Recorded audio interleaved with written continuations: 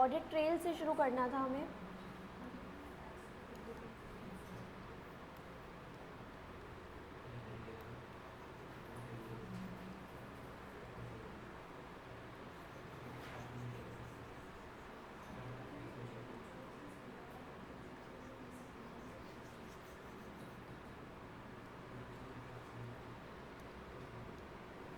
Audit trail से start करना था हमें।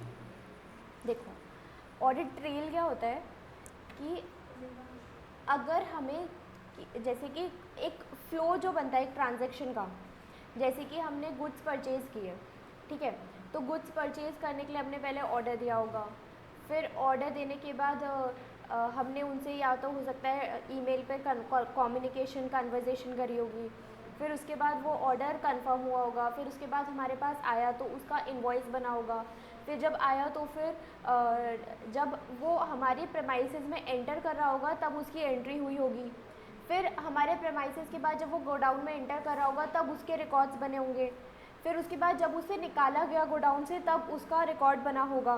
तो मतलब कि एक पूरा फ्लो होता है हर एक ट्रांजैक्शन का, ठीक है।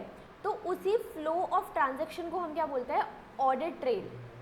Audit trail is documented flow of transaction, जो एक हर एक ट्रांजैक्शन का जो पूरा फ्लो बन रहा है ना, इसी को हम बोलेंगे क्या, audit trail. It is used to investigate how the source document was translated into an account entry and from there it was inserted into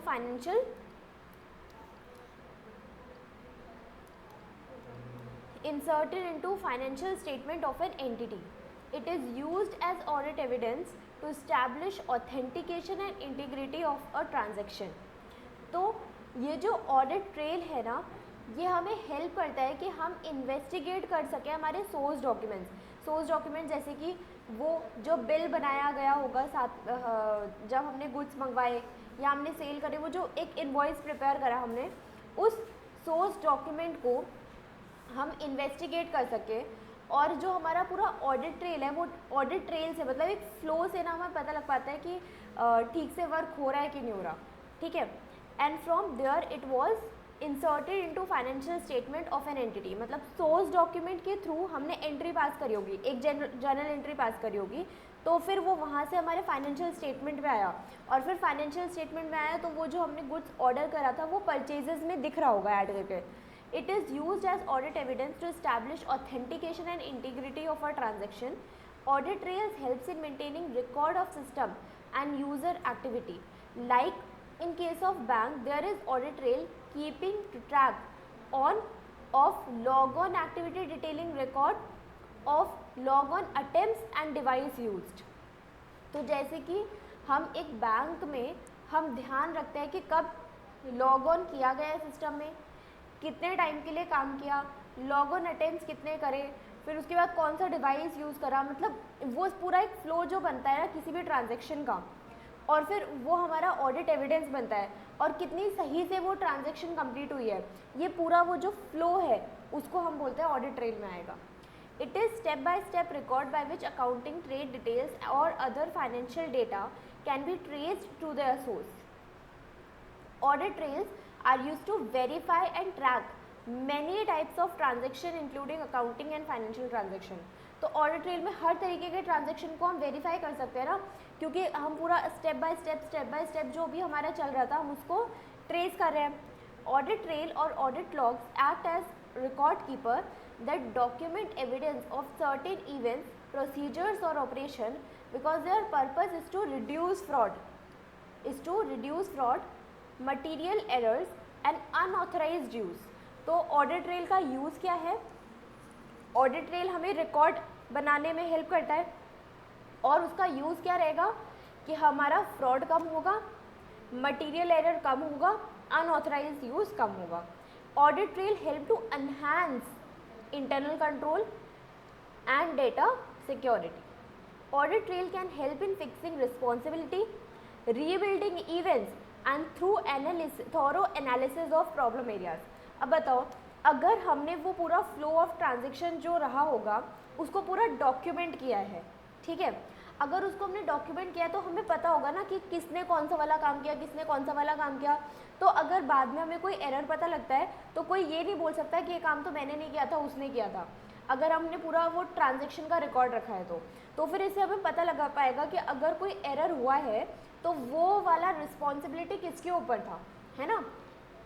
rebuilding events and thorough analysis of problem areas, हम analysis बहुत अच्छे से कर पाएंगे क्योंकि हम पूरा track record रख रहे हैं, हर एक माइन्यूट डिटेल रख रहे हैं। For example, audit trail can track activities of users, thus fixing responsibility for user. These can also be used to rebuild events upon occurrence of some problem. Audit trail analysis can specify reason of problem. It can help in assuring operation of system as intended. In this way, audit trail can help entity in their regular system of operation. हमारी regularity, क्योंकि हमारा रोज cell purchase करना, goods आ रहे हैं, goods जा रहे हैं, ये एक कंपनी में डेली का काम होता है। तो वो जो डेली ऑपरेशंस है ना, हम उसे ढंग से ट्रैक कर पा रहे हैं, हम एरर का पता लगा पा रहे हैं, हम रिस्पॉन्सिबिलिटी फिक्स कर पा रहे हैं थ्रू ऑडिट ट्रेल। और ऑडिट ट्रेल है क्या? वो फ्लो ऑफ ट्रांजैक्शन को डॉक्यूमेंट करना क्या है ऑडिट ट्रेल। और वो ऑडिट ट्रेल, वो डॉक्यूमेंट्स हमारा एक ऑडिट एविडेंस की तरह भी वर्क करता है। However, audit trail involve cost. लेकिन आप खुद सोचो, अगर हम हर एक ट्रांजैक्शन का रिकॉर्ड रखेंगे तो हमारी कॉस्ट तो ज़्यादा इनकर होगी ना। तो इसलिए audit trail involve cost. The cost is not only in terms of system expenditure but in terms of time involve in analysing data made available by audit trail. सिर्फ कॉस्ट पैसों की नहीं लग रही यहाँ पर हमें बहुत सारा टाइम भी इन्वेस्ट करना है, क्योंकि हम हर एक चीज़, हर एक डिटेल में हम ट्रांजैक्शन को रिकॉर्ड कर रहे हैं। However, use of automated tools can be made to analyze large volume of data thrown up by audit trail. लेकिन आज के टाइम में हम ऑटोमेटिक डेटा को यूज़ कर सकते हैं और बहुत सारे ऐप्स, सॉफ्टवेयर का यूज़ करके हम इस काम को ईजी कर सकते हैं। Systems which have a feature of audit trail inspire confidence in auditor. अगर कोई मैनेजमेंट ऑलरेडी ऐसा सिस्टम यूज़ कर रहा है जिसमें फीचर है ऑडिट ट्रेल का, तो मतलब कॉन्फिडेंस आ जाएगा ना ऑडिटर का। ऑडिटर को लगेगा कि मैनेजमेंट ने ऑथेंटिकेटेड तरीके से ही काम करा है अभी तक। It helps auditor in verifying whether control devised by the management were operating effectively और not. It aids in verification whether transaction was indeed perform by the person authorised to do it. Since audit trails also enhance data security, this can be used by auditor while performing audit procedure, thus increasing reliability of audit evidence obtained. ठीक है, तो सबसे पहले what is audit trail? Audit trail is documentation of flow of transaction. ठीक है, और वो flow of transaction का मतलब कि हम उसके जैसे ही एक ट्रांजेक्शन शुरू हुआ, हमने सोचा कि हमें गुड्स परचेज करने हैं, तो हमने वो ऑर्डर देने के बाद ऑर्डर रिसीव होना, फिर हमारे पास आना, वो हमारे प्रेमाइसेस में आना, हमारे गोडाउन में आना, फिर उसके बाद उसे फिर किस तरीके से हमने यूज़ करा, फैक्ट्री में लेकर के गए या जो भी। तो इस पूरे फ्लो ऑफ ट्रांजैक्शन को डॉक्यूमेंट करना इज़ ऑडिट ट्रेल। अब ये ऑडिट ट्रेल क्या कर रहा है? हमारे लिए ऑडिट एविडेंस का काम कर रहा है। ऑडिट ट्रेल की वजह से हम एरर कम कर पाते हैं और ज़्यादा एनालिसिस कर पाते हैं। ऑडिट ट्रेल रिस्पॉन्सिबिलिटी को फिक्स करने में भी हेल्प करता है और वही thorough analysis of problem areas.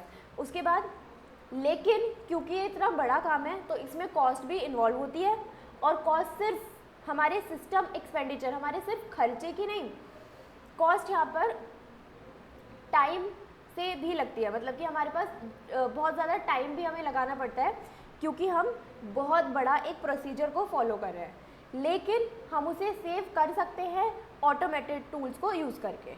ठीक है, बस ये सब था। आगे, information to be used as audit evidence.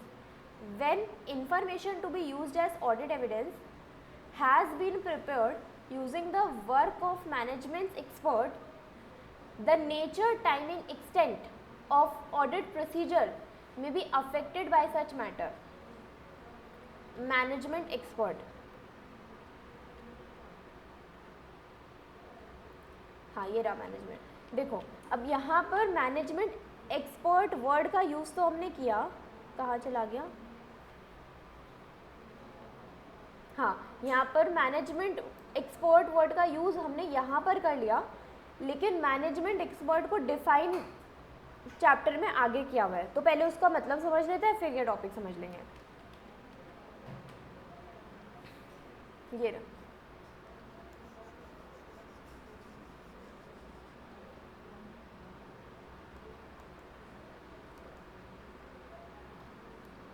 who is management expert?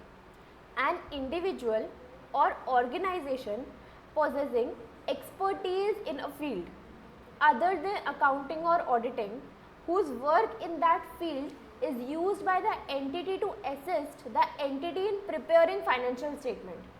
For example, हम बैलेंस शीट में PPE लिखते हैं, PPE में सपोज हमने लैंड लिखा हुआ है, ठीक है। अब लैंड की जो वैल्यू है वो एक वैल्यूअर ही तो एस्टिमेट करके देगा ना हमें, सीए को थोड़ी पता है कि उस लैंड की कितनी वैल्यू, तो उस लैंड की वैल्यू को निकालने के लिए हमने किसी एक्सपर्ट को रख लिया। तो अब वो एक्सपर्ट क्या एंटिटी की हेल्प कर रहा है उसकी वैल्यू को निकालने के लिए, है ना। तो मतलब कि मैनेजमेंट एक्सपर्ट का मतलब यहाँ पर वो है, वो सीए नहीं है, सीएमए सीएस नहीं है, मतलब कि मैनेजमेंट एक्सपर्ट अकाउंटिंग और ऑडिटिंग प्रोफेशनल नहीं है, ठीक है। वो किसी और फील्ड का प्रोफेशनल इंसान है जो मैनेजमेंट एक्सपर्ट है, और वो मैनेजमेंट एक्सपर्ट एंटिटी की मैनेजमेंट की हेल्प कर रहा है फाइनेंशियल स्टेटमेंट को प्रिपेयर करने के लिए। जैसे कि हमने लैंड की वैल्यू हमें नहीं पता थी, तो हमने किसी से वैल्यूएशन करवाया, तो जिसने वो वैल्यूएशन करा वो एक्सपर्ट होगा अपनी फील्ड में, है ना। तो उस पर्सन को हमने क्या बोला है, मैनेजमेंट एक्सपर्ट, क्योंकि उसने क्या करा है, हेल्प करी है मैनेजमेंट की फाइनेंशियल स्टेटमेंट का अमाउंट वो जो था लैंड का वो निकालने में। समझ में आ गया what is management expert? Relying on the work of management expert, if the entity has employed or engaged experts, the auditor may rely on the works of expert, provided he is satisfied that sufficient and appropriate audit evidence is obtained with reasonable assurance to form opinion on financial statement. अगर entity ने कोई expert को employ किया है तो auditor में, यहाँ पर लिखा है में, ऑडिटर रिलाई कर सकता है, ठीक है। When information is to be used as audit evidence has been prepared using the work of management expert, the auditor shall, to the extent necessary, having regard to the significance of that expert's work for the auditor purposes, evaluate competence, capability, objectivity of that expert, obtain an understanding of the work of that expert, evaluate appropriateness of expert's work. अच्छा देखो, अगर आपको कोई suppose आपको कोई अपना घर का काम फर्नीचर बनाने के लिए किसी को हायर करना है, ठीक है। अब फर्नीचर बनाने के लिए किसी को हायर करना है तो आप ये देखोगे ना कि उसकी कैपेबिलिटी तो है, उसको बनाना तो आता है, या फिर उसके काम को जा करके चेक कर लोगे कि हाँ उसने कैसे फर्नीचर बनाया है, वो कितने अप्रोप्रिएट तरीके से काम करता है, कितने ढंग से मेजरमेंट लेकर के काम करता है, ये चीज़ें चेक करेंगे हम। तो मैनेजमेंट एक्सपर्ट को भी अगर हम हायर कर रहे होंगे और ऑडिटर अगर उसके काम पर रिलाई कर रहा है, तो उस ऑडिटर को क्या बातें ध्यान में रखनी चाहिए कि वो मैनेजमेंट की, वो जो मैनेजमेंट एक्सपर्ट है उसकी कॉम्पिटेंस है और कैपेबिलिटी है उस काम में, है ना। वो ऑडिटर क्या समझने की कोशिश करेगा, एक्सपर्ट के वर्क को समझने की कोशिश करेगा और इवैल्यूएट करेगा कि जो उसका वर्क है, एक्सपर्ट का वर्क है, वो कितना अप्रोप्रिएट है।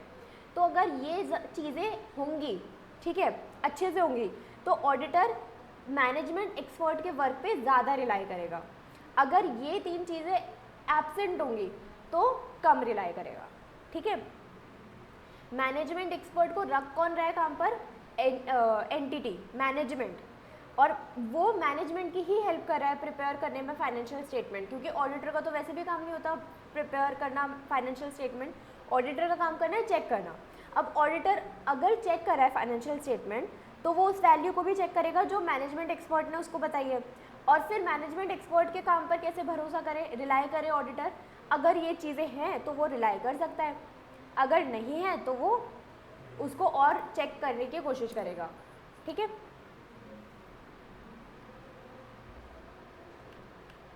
अब ये टॉपिक पढ़ते हैं, information to be used as audit evidence. When information to be used as audit evidence has been prepared using the work of management expert, the nature, timing and extent of audit procedure may be affected by such matters. तो अगर हम वो वाली information का use कर रहे हैं जो मैनेजमेंट एक्सपर्ट के वर्क से हमें मिली है एज ऑडिट एविडेंस, तो कौन से मैटर से वो चीज़ें अफेक्ट करेंगी? The nature and complexity of the matter of to which management expert relates. देखो, कहीं पर भी अगर कॉम्प्लेक्सिटी ज़्यादा होती है तो उस चीज़ में रिस्क ज़्यादा होता है और उस पर ऑडिटर रिलाई कम करता है. क्या ले रखा है इसमें हाथ में?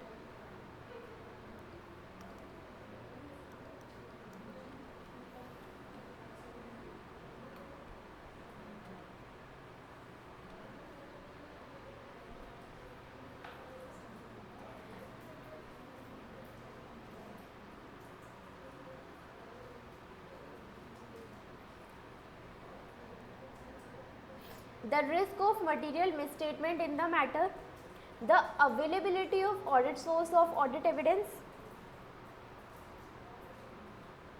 nature, scope and objectives of management experts' work, whether the management expert is employed by the entity or party engaged by it to provide relevant services. क्या कर रहे हो? खाना है कुछ तो खा लो ना जल्दी से, इधर देखते हुए खाओ. मैनेजमेंट, देखो क्या हमने टॉपिक क्या पढ़ा था कि हम ऑडिट एविडेंस का यूज़ करते हैं, मतलब ऑडिटर ऑडिट एविडेंस का यूज़ करते हैं और वो ऑडिट एविडेंस यहाँ पर क्या है, वो इन्फॉर्मेशन है जो उसे मैनेजमेंट एक्सपर्ट से मिली है. ठीक है, तो what are the factor which may affect such matter? क्या क्या? एक तो nature and complexity of the matter to which management expert relate. तो ऑब्वियसली अगर ज़्यादा कॉम्प्लेक्स नेचर होता है तो जो ऑडिटर है वो भी कम रिलाई करता है ना. उसके बाद अगर ज़्यादा रिस्क होता है तो भी ऑडिटर कम रिलाई करेगा, लेकिन अगर कम रिस्क है तो ज़्यादा रिलाई करेगा. Availability of alternative source of evidence, अगर ऑडिटर के पास अवेलेबल है अलग अलग सोर्स जहाँ से उसे ऑडिट एविडेंस मिल सकता है तो वो हो सकता है उन सब सोर्सेज पे रिलाई करे. ठीक है. Nature, scope and objectives of management expert work, whether management expert is employed by the entity और is party engaged by it provide relevant services. जो मैनेजमेंट एक्सपर्ट है वो एंटिटी ने एम्प्लॉय करा है या फिर कहाँ से उसे रखा गया है. The extent to which management can exercise control और influence over the work of management expert. अगर मैनेजमेंट एक्सपर्ट के वर्क को इन्फ्लुएंस कर सकता है ना, अगर मैनेजमेंट एक्सपर्ट के वर्क को इन्फ्लुएंस कर सकता है तो ऑडिटर उस पर रिलाई कम करेगा. Whether management expert is subject to technical performance standards or other professional or industry standard. अगर देखो सीए ढंग से काम क्यों करते हैं? क्योंकि अगर वो ढंग से काम नहीं करेंगे तो आईसीआई एक अपर बॉडी है उनके ऊपर, जो कि हो सकता है उन पर प्रोफेशनल मिसकंडक्ट लगा दे अगर वो ठीक से उनसे डिग्री ले वापस, या फिर उन पर बैन, मतलब कुछ भी उन पर स्ट्रिक्ट एक्शन लिया जा सकता है अगर वो ठीक से वर्क नहीं करेंगे. तो इसका मतलब क्या होता है कि अगर हमारे ऊपर कोई प्रोफेशनल बॉडी वर्क कर रही होती है और हमें इंडस्ट्री रिक्वायरमेंट और लॉ एंड रेगुलेशंस के चलते हमें वर्क करना होता है तो हम ठीक से काम करते हैं, है ना. तो वैसे अगर मैनेजमेंट एक्सपर्ट के ऊपर कोई प्रोफेशनल या फिर इंडस्ट्री रिक्वायरमेंट्स हैं तो फिर उसका स्टैंडर्ड ठीक रहेगा, वो अच्छे से काम करेगा और ऑडिटर भी उस पर ज़्यादा रिलाई कर पाएगा. लेकिन अगर ये चीज़ें नहीं हैं तो ऑडिटर कम रिलाई कर पाएगा. The nature extent of any control with in the entity over the management expert work, कितना कंट्रोल रख सकते हैं हम उसके काम पर. वो the auditors knowledge and experience of management experts field of expertise, मतलब ऑडिटर की क्या नॉलेज है उसके काम के लिए, मतलब जो काम वो कर रहा है उसके बारे में हमें कितनी नॉलेज और एक्सपीरियंस है. अगर हमारे पास ज़्यादा नॉलेज होगी तो हम उसको ईजिली आइडेंटिफाई कर पाएंगे, लेकिन अगर ऑडिटर के पास कम नॉलेज होगी तो वो ईजिली नहीं आइडेंटिफाई कर पाएगा। Auditors previous experience of work of that expert, हम ऑब्वियसली किसी के भी काम को देखने के लिए हम उसका प्रीवियस वर्क देखते हैं, तो एक्सपर्ट का प्रीवियस वर्क देख करके भी ऑडिटर क्या लगा सकता है, रिलाई करना है कि नहीं। When using information produced by the entity, the auditor shall evaluate whether the information is sufficiently reliable for the auditor's purpose, including as necessary in the circumstances.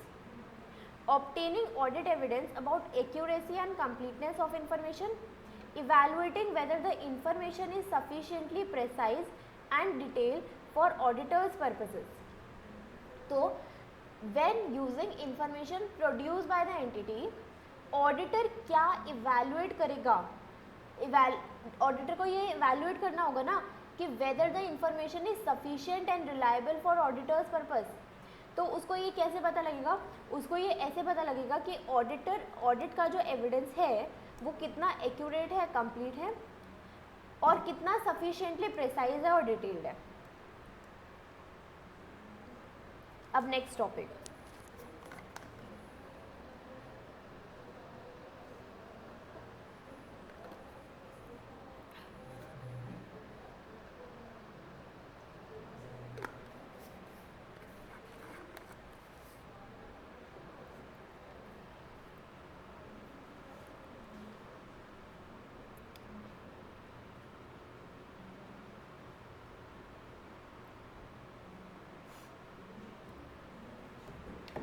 Selecting items for testing to obtain audit evidence. देखो, अब हमें जब auditor को जब check करना होता है, auditor को जब ऑडिट करना होता है, तो ऑडिट करते टाइम ऑडिटर सैम्पलिंग मेथड का यूज़ कर सकता है।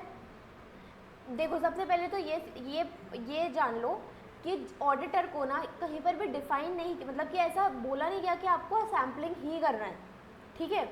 ऑडिटर चाहे तो 100% ट्रांजैक्शंस को चेक कर सकता है, लेकिन करते नहीं है क्योंकि 100% ट्रांजैक्शंस को चेक करना बहुत ही बड़ा काम है, पॉसिबल नहीं है उतना करना, ठीक है, बहुत ही टाइम कंज्यूमिंग है। तो इसलिए ऑडिटर क्या करते हैं, सैम्पलिंग मेथड का यूज़ करते हैं। लेकिन जहाँ पर हमारे पास 100% एग्जामिनेशन करना पॉसिबल है ना, वहाँ पर हमें 100% एग्जामिनेशन कर लेना चाहिए, ठीक है। जैसे कि सपोज हम किसी एंटिटी का वो कर रहे थे, ऑडिट कर रहा था ऑडिटर, तो उसमें अब बैंक को चेक करना है, तो एक पर्सन के, एक कंपनी के पास बैंक अकाउंट्स कितने होंगे, तो अगर 6 बैंक अकाउंट्स है, 7 बैंक अकाउंट्स है, तो उसको हम चेक कर सकते हैं इजली, है ना, सारे भी चेक कर सकते हैं। लेकिन वही सेल्स के ट्रांजेक्शन्स तो 1000 लाख के आसपास होंगे, तो उसको नहीं चेक कर सकते ना सारे, उसमें हम सैम्पलिंग मेथड लगा सकते हैं। तो मतलब कि जहाँ पर हो सकता है कि हमें 100% आइटम्स भी हम सेलेक्ट करें अगर पॉसिबिलिटी है तो, लेकिन अगर बहुत सारे आइटम है तो हमें क्या करना पड़ेगा, स्पेसिफिक आइटम को यूज़ करना होगा, ठीक है।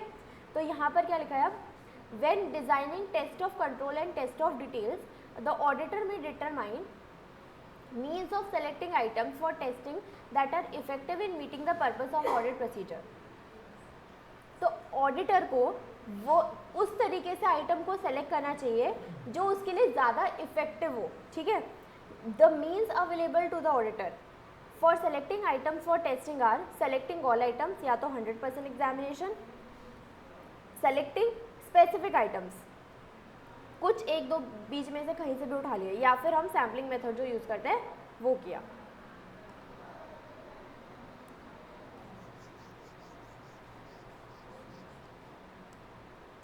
अब आगे बढ़ते हैं। अब हमें इन तीनों को डिटेल में पढ़ना है। किन तीनों को, selecting all items, selecting specific item और audit sampling.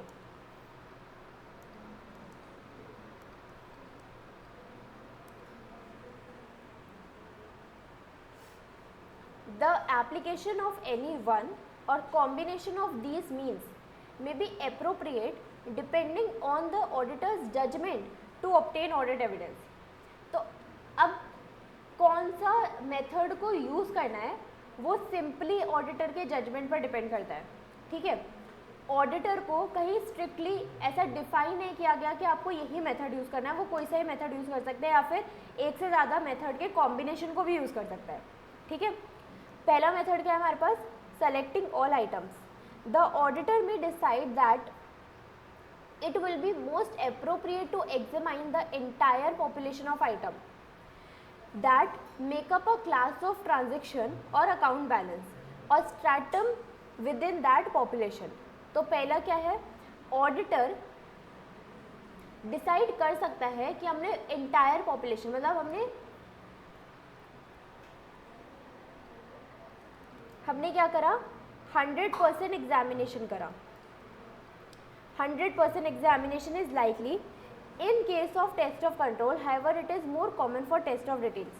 100% examination may be appropriate when, अब ये देखो, अब ये वाली बात इसके अंदर इम्पोर्टेंट है कि 100% एग्जामिनेशन करना अप्रोप्रिएट किस केसेस में होगा। अप्रोप्रिएट किस केसेस में होगा, जब हमारे पास पॉपुलेशन ही, मतलब वैल्यू, नंबर ऑफ आइटम्स ही बहुत कम है, ठीक है। कब 100% एग्जामिनेशन हम कब कर सकते हैं, या तो तब जब हमारे पास नंबर ऑफ आइटम्स ही बहुत कम है। The population constitutes a small number of large value of items, there is significant risk and other means do not provide sufficient appropriate audit evidence. तब हमें करना चाहिए या तब अप्रोप्रिएट होगा जब उस ट्रांजैक्शन में ना बहुत ही सिग्निफिकेंट रिस्क, बहुत ही ज़्यादा रिस्क है। सिग्निफिकेंट रिस्क का मतलब क्या हो गया, लाइक्लीहुड भी ज़्यादा है और मैग्नीट्यूड भी ज़्यादा है, ऐसे रिस्क को हम बोलते हैं सिग्निफिकेंट रिस्क। और अगर सिग्निफिकेंट रिस्क है तो फिर हम 100% एग्जामिनेशन कर सकते हैं और वही अप्रोप्रिएट होगा। रेपिटेटिव नेचर ऑफ कैलकुलेशन और other process perform automatically bye information system makes 100% examination cost effective. अब जैसे कि डेप्रिसिएशन होता है, डेप्रिसिएशन में क्या होता है, रेपिटेटिव कैलकुलेशन होती है ना, और वो डेप्रिसिएशन की जैसे रेपिटेटिव कैलकुलेशन हो रही है वो ऑटोमेटिकली इंफॉर्मेशन सिस्टम सॉफ्टवेयर के थ्रू हो जाती है, तो ऐसे में भी हम 100% चेकिंग कर ही सकते हैं। तो क्या तीसरा लिखा है, रेपिटेटिव नेचर ऑफ कैलकुलेशन और other process perform automatically bye information system makes a 100% examination cost effective. यहाँ पर आप एग्जाम्पल में लिख सकते हो depreciation.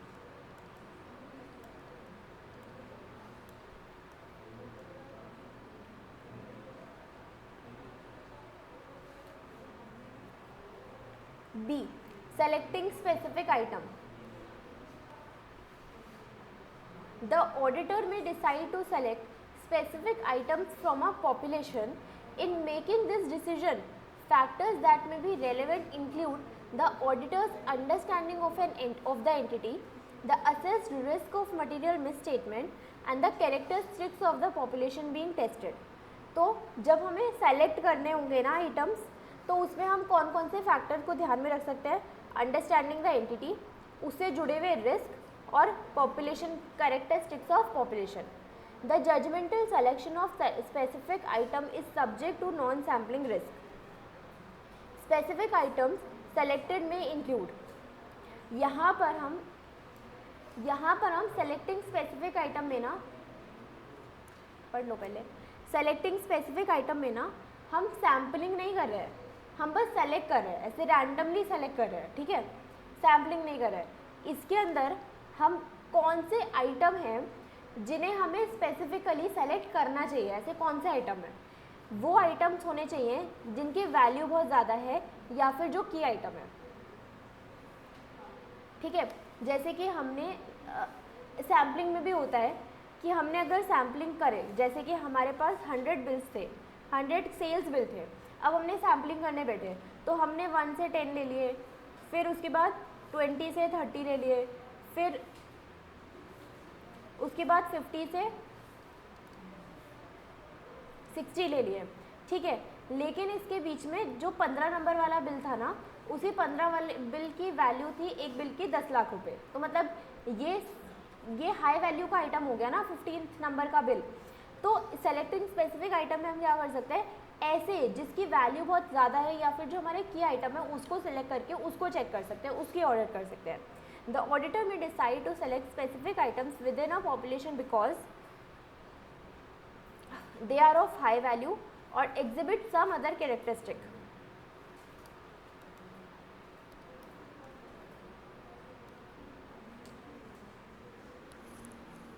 For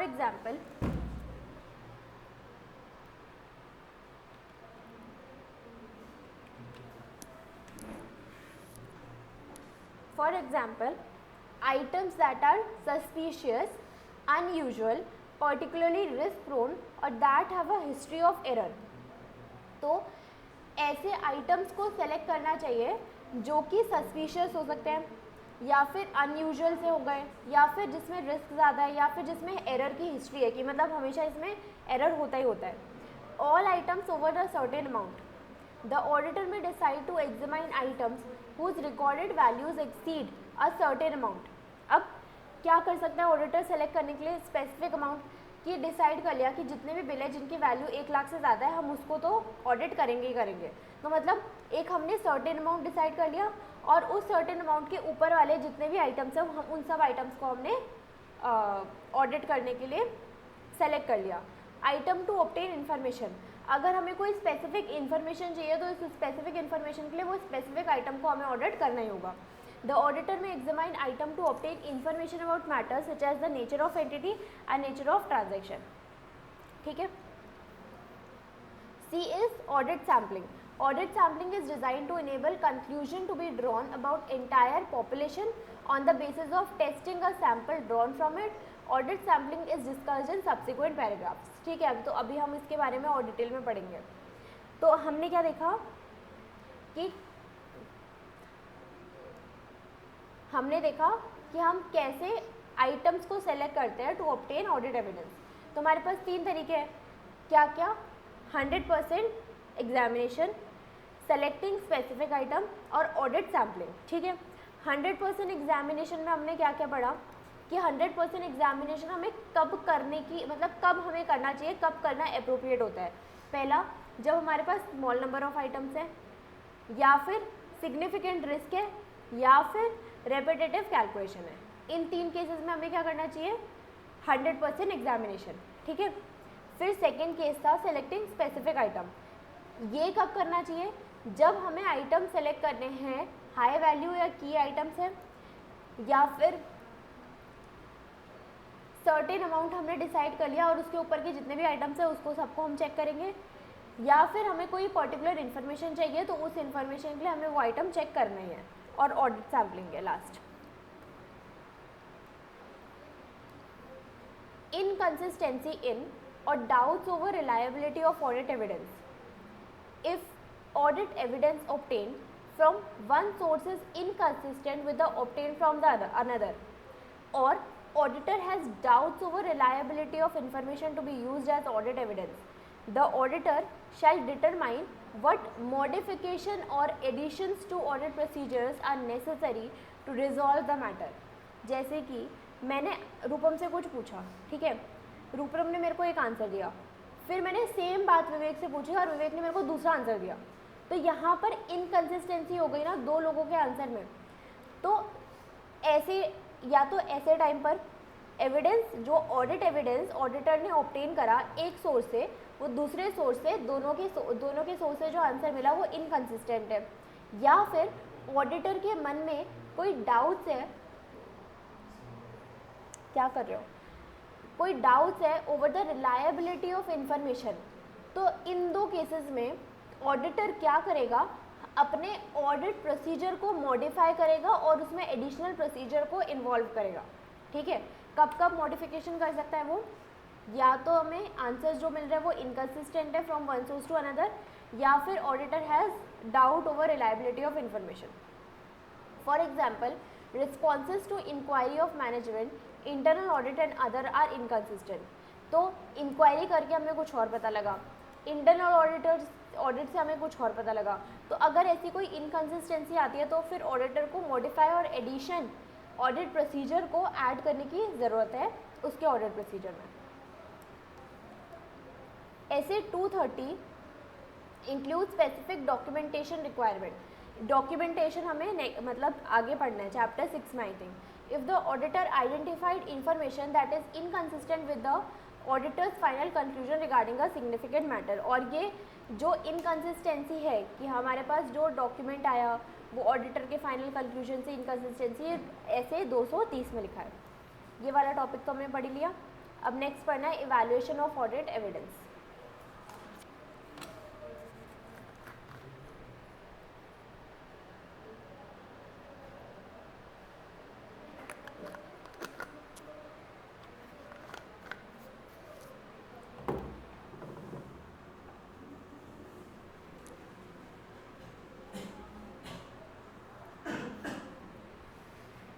Evaluation of audit evidence.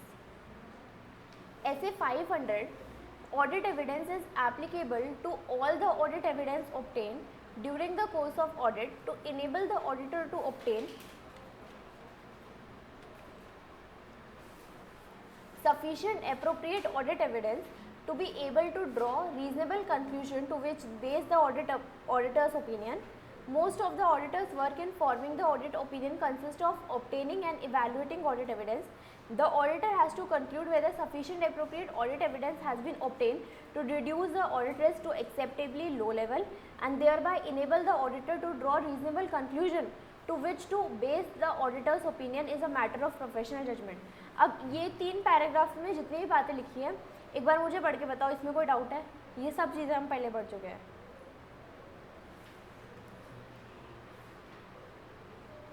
अगर इस पैराग्राफ को आप कट भी कर दोगे तो भी चलेगा क्योंकि सब पहले पढ़ लिया है।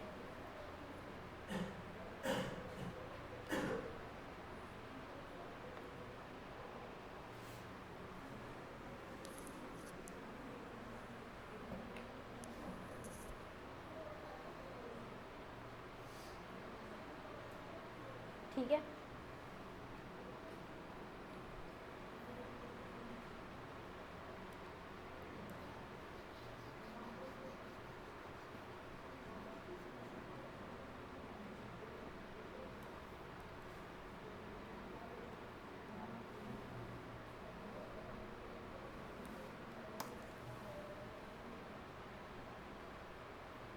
using the work of internal auditors, SA 610. Definition of internal audit function. Internal audit function refers to a function of an entity that performs assurance and consulting activities designed to evaluate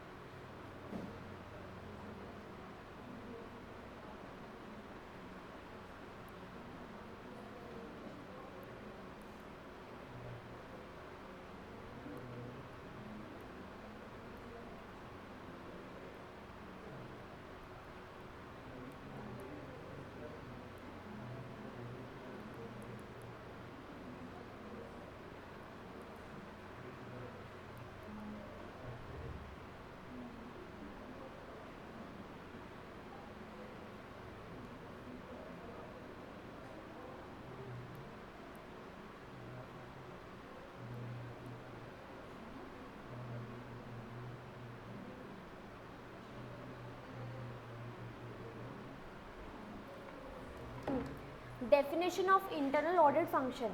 Internal audit function refers to the function of an entity that performs assurance and consulting activities designed to evaluate and improve the effectiveness of the entity's governance, risk management and internal control processes.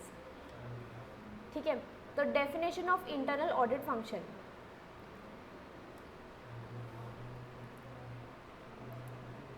Internal audit होता क्या है पहले आपको पता है? बताओ internal audit होता क्या है? जो अभी तक हम ऑडिट की बात पढ़ रहे थे वो सारी ऑडिट कौन सा था? वो एक्सटर्नल ऑडिटर था, स्टैट्यूटरी ऑडिट जो बाहर से ऑडिट करने जाते हैं. इंटरनल ऑडिटर वो होता है जो एम्प्लॉय होता है कंपनी का, है ना. Internal audit function refers to a function of an entity. किसका फंक्शन होता है? ये एंटिटी का. that performs assurance and consulting activities designed to evaluate and improve the effectiveness of entities governance and risk management and internal control process. और वो internal auditor क्या क्या काम करता है? कंपनी को कंसल्टिंग एक्टिविटीज़, कंसल्टेशंस देता है, उनकी इफ़ेक्टिवनेस को इम्प्रूव करता है, उनको वो ताकि एक कंपनी बेटर तरीके से वर्क कर सके वो इंश्योर करता है, रिस्क को मैनेजमेंट करता है और इंटरनल कंट्रोल प्रोसेस करता है. ठीक है. The objectives and scope of internal audit function typically include assurance and consulting activities designed to evaluate and improve the effectiveness of the entity's governance process, risk management and internal control, such as the following. Activities relating to governance. सबसे अब हम क्या पढ़ रहे हैं? Objectives and scope of internal audit function. ठीक है. First function क्या है? Activities relating to governance. Internal audit function may assess the governance process in its accomplishment of objectives, on ethics and values, performance management and accountability, communicating risk and control information to appropriate areas.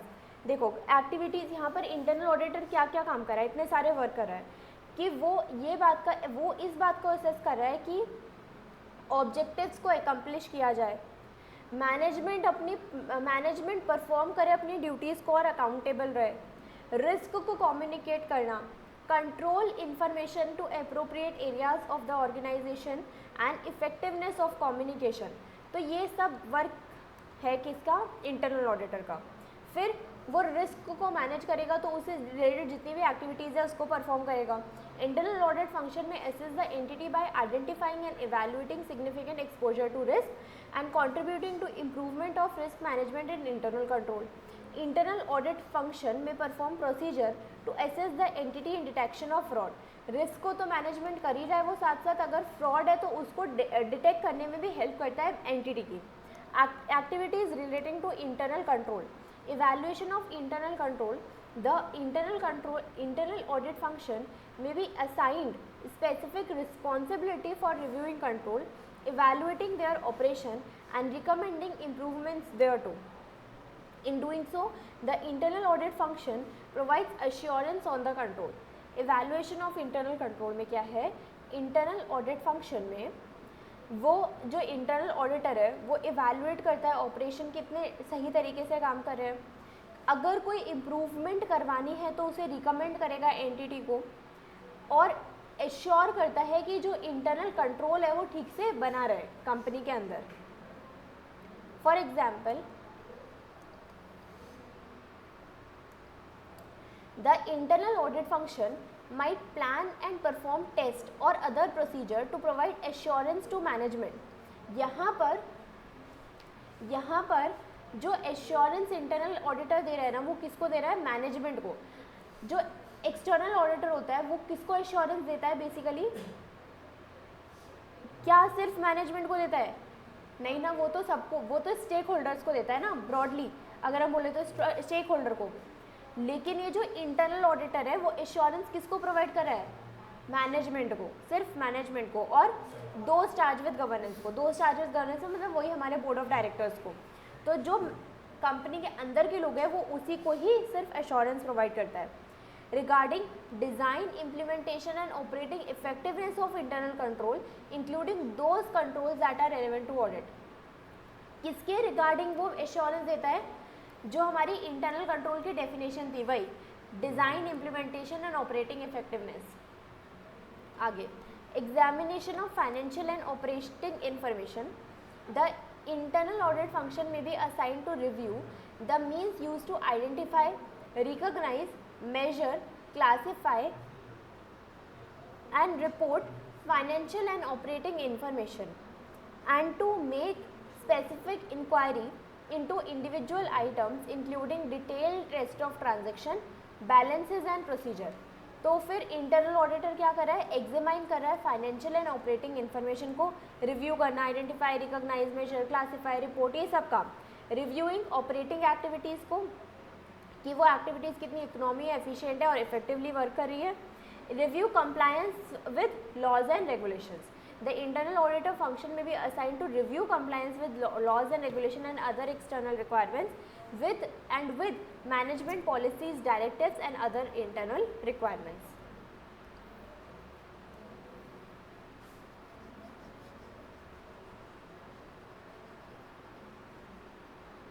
Ways in which external auditor may use the function of purposes of the audit. While objectives of entities internal audit function and external audit function auditor differ. Objective, जो इन दोनों का objective है internal auditor का और external auditor का, वो different है ना. इंटरनल ऑडिटर का बेसिकली ऑब्जेक्टिव क्या होता है? मैनेजमेंट को एश्योरेंस देना और क्या वर्क करना, जो कंपनी के अंदर इंटरनल कंट्रोल है वो इफेक्टिवली वर्क करे, मैनेजमेंट की हेल्प करना बुक्स प्रिपेयर करने में, या मैनेजमेंट की हेल्प करना किस तरीके से वो इम्प्रूवमेंट कर सकता है. ये सारे काम होते हैं इंटरनल ऑडिटर के.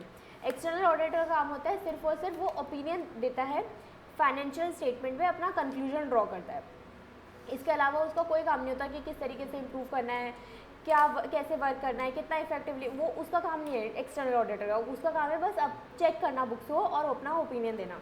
द फंक्शन में perform audit procedure similar to those performed by external auditor is an audit of financial statement. If so, the external auditor may make use of the function for the purpose of the audit in one or more of the following ways. तो किस purposes में external auditor internal auditor का work को use कर सकता है? Ways in which external auditor may make use of the function for the purpose of the audit to obtain information that is relevant to the external auditor's assessment and risk of material misstatement due to fraud or error. तो किस काम में? ऐसी information को obtain करने के लिए जो एक्सटर्नल ऑडिटर के लिए रेलिवेंट है. तो वो रेलिवेंट इंफॉर्मेशन है तो उस रेलिवेंट इंफॉर्मेशन का यूज़ कर सकता है external auditor. Unless prohibited or restricted to some extent by law or regulation, the external auditor, after appropriate evaluation, may decide to use the work that has been performed by internal auditor function during the period in partial substitution for audit evidence to obtain directly by the external auditor. अगर किसी law या regulation ने prohibit या restrict नहीं किया है तो external auditor ये डिसाइड कर सकता है कि वो इंटरनल ऑडिटर का वर्क को यूज़ कर ले. ठीक है. Next, unless prohibited or restricted to some extent by law or regulation, the external auditor may use internal auditors to perform audit procedure under direction, supervision, review of external auditor, refer to as direct assistance. देखो अब direct assistance क्या है? Direct assistance का मतलब ये है कि जो एक्सटर्नल ऑडिटर है ना उसने इंटरनल ऑडिटर को कोई काम करने के लिए बोल दिया. ठीक है. अनलेस इट इज़ प्रोहिबिटेड, मतलब बस प्रोहिबिटेड नहीं होना चाहिए, रेस्ट्रिक्टेड नहीं होना चाहिए. एक्सटर्नल ऑडिटर इंटरनल ऑडिटर को कोई ऑडिट प्रोसीजर को परफॉर्म करने के लिए बोल सकता है, लेकिन वो प्रोसीजर को परफॉर्म करेगा एक्सटर्नल ऑडिटर के डायरेक्शन में, सुपरविजन में और रिव्यू में. ठीक है.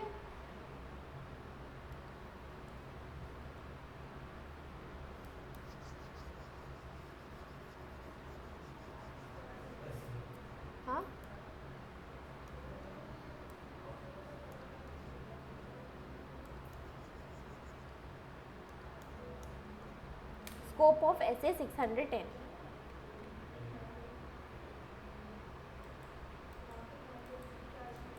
हाँ आ गई मैम।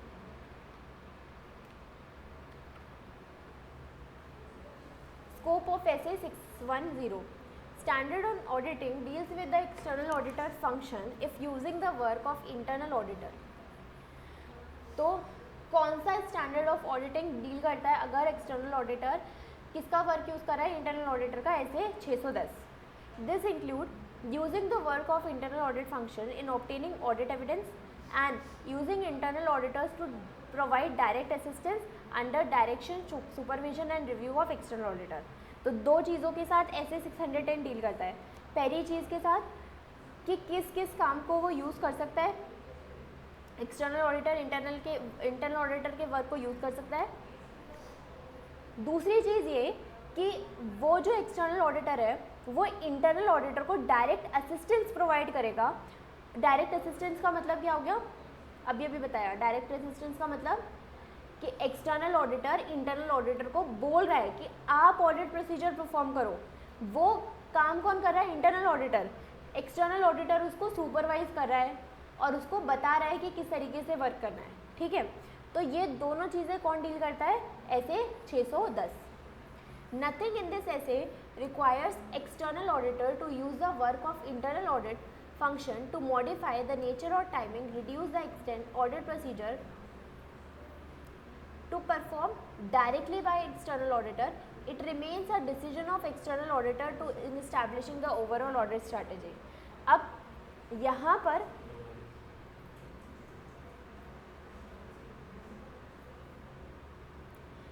पर एक्सटर्नल ऑडिटर इंटरनल ऑडिटर के वर्क को यूज़ करेगा या नहीं करेगा, ये टोटली एक्सटर्नल ऑडिटर के डिसीजन पर है. ठीक है, उसको डिसाइड करना है कि ऐसा करना है कि नहीं करना. ठीक है,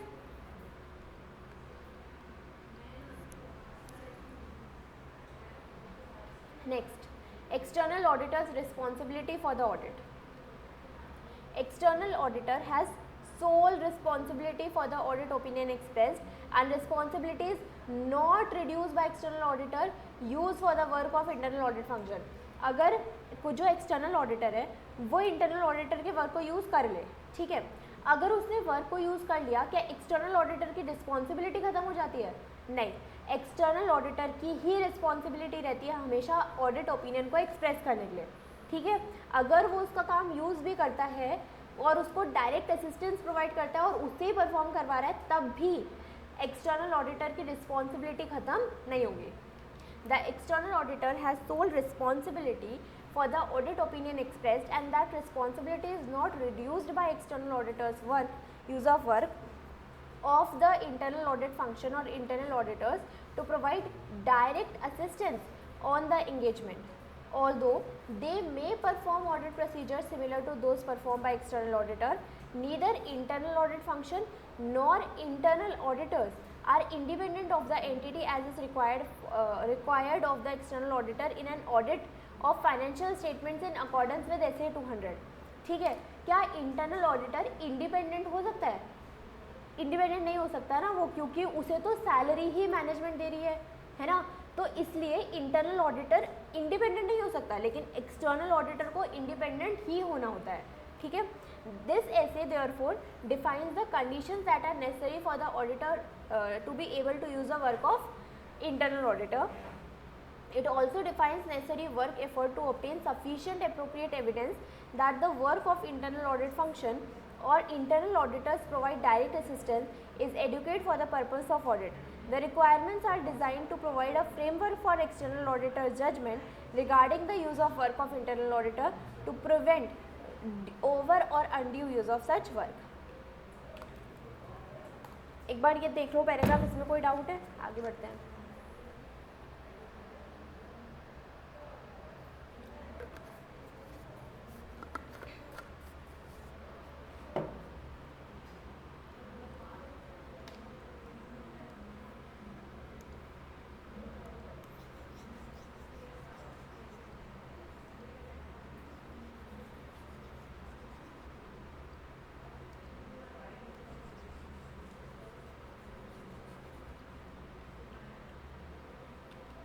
आगे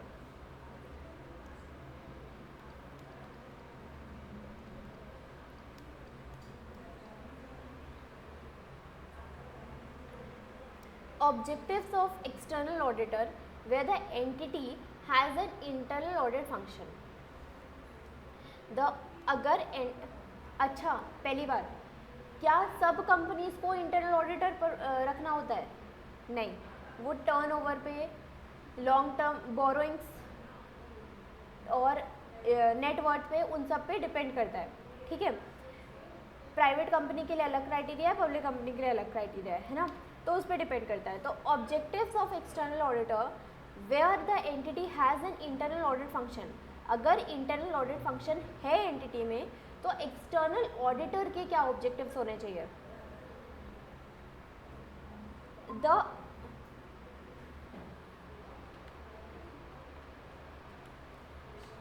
The objectives of external auditor where the entity has an internal audit function, an external auditor expects to use the work of function to modify the nature or timing or reduce the extent of audit procedures to be performed directly by external auditor or to use internal auditors to provide direct assistance are। तो अगर एक entity में internal audit function present है तो हमारे external auditors के objectives क्या क्या होने चाहिए, वो सारे यहाँ लिखे हैं। To determine whether the work of internal audit function and direct assistance from internal auditor can be used. सबसे पहला ऑब्जेक्टिव क्या रहेगा एक्सटर्नल ऑडिटर का, कि उसका काम हमें यूज़ करना है कि नहीं करना, और अगर करना है तो किस एरिया में करना है और कितना करना है, ये ऑब्जेक्टिव रहेगा किसका, एक्सटर्नल ऑडिटर का, ठीक है। Can be used if so in which area and what extent having made that determination. If using work of internal audit function to determine whether that work is adequate for the purpose of the audit, adequate है या नहीं वो निकालना है। If using internal auditor to provide direct assistant to appropriately direct supervise and review their work, ठीक है। हमने क्या क्या पढ़ा अभी तक इंटरनल ऑडिट में? सबसे पहले हमने ये देखा कि इंटरनल ऑडिटर के काम क्या, मतलब इंटरनल ऑडिटर का क्या रोल है। हमने सबसे पहले वो देखा था कि उसका क्या रोल है। उसका रोल है गवर्नेंस में वर्क करना, रिस्क मैनेजमेंट करना और इंटरनल कंट्रोल करना। ये तीन काम किसके हैं, इंटरनल ऑडिटर के, ठीक है। फिर उसके बाद हमने ये देखा कि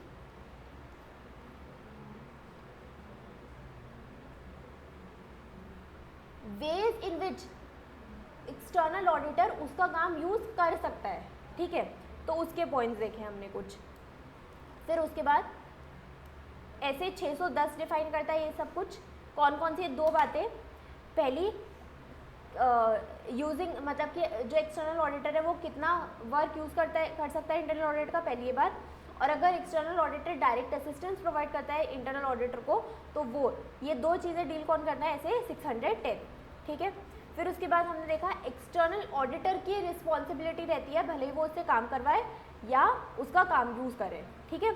फिर उसके बाद हमने ये देखा कि एक्सटर्नल ऑडिटर के क्या ऑब्जेक्टिव होंगे अगर एंटिटी के अंदर इंटरनल ऑडिट फंक्शन है तो। पहला ऑब्जेक्टिव क्या, कि अगर वो उसका काम यूज़ कर रहा है तो कौन से एरिया में करेगा और कितने एक्सटेंट तक करेगा, ठीक है। फिर उसके बाद उसका वर्क कितना एडिक्वेट है, और फिर अगर एक्सटर्नल ऑडिटर इंटरनल ऑडिटर को डायरेक्ट असिस्टेंस प्रोवाइड कर रहा है तो वो डायरेक्ट असिस्टेंस, डायरेक्ट करना, सुपरवाइज करना, रिव्यू करना, वो अप्रोप्रिएटली होना चाहिए, ये सब। फिर आगे evaluating the internal audit function.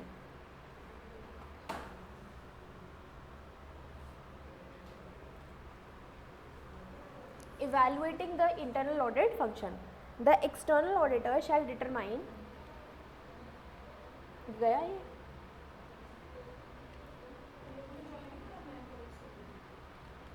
मैं को ही करना था ना, रुशिल ने तो करा था, कृष्ण ने नहीं करा था। कृष्ण तो ऐसे भी या तो याद कर लो या तो समझ लो।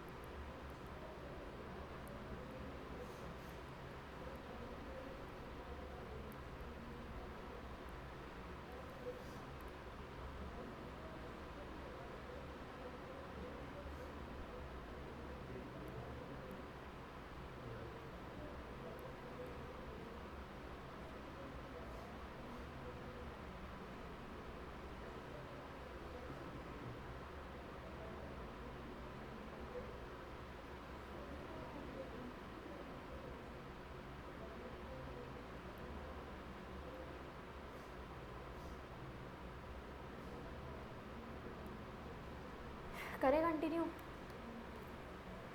41 हो गए, चलो 1 घंटा और पढ़ लेते हैं. Evaluating the internal audit function. The internal auditor shall determine whether the work of internal audit function can be used for the purposes of audit by evaluating the following. External auditor shall determine whether the work of internal audit function can be used for the purpose of the audit by evaluating the following. अब यहाँ पर क्या हो रहा है, देखो, external auditor internal auditor का work use कर सकता है, ये तो हमें पता लग गया, लेकिन वो किन पर्पसेस के लिए इसका वर्क यूज़ कर सकता है, तो उसको इवैल्यूएट भी तो करना पड़ेगा ना, है ना.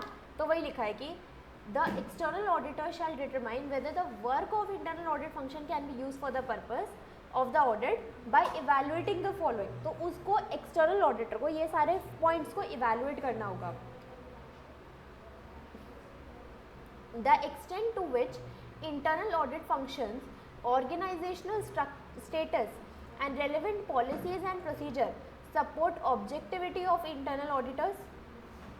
Objectivity मतलब वही objectivity and competence.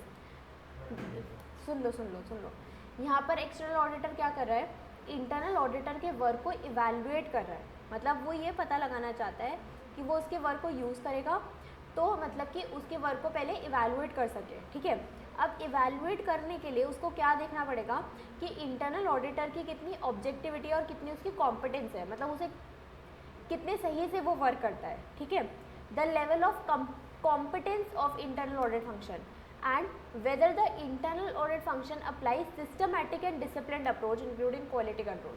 जो इंटरनल ऑडिट हो रहा है वो कितने सिस्टमैटिक और डिसिप्लिन तरीके से हो रहा है, ये चीज़ें इवैल्यूएट करने के बाद एक्सटर्नल ऑडिटर बता सकता है कि वो उसका कितना वर्क को यूज़ कर सकता है. ठीक है.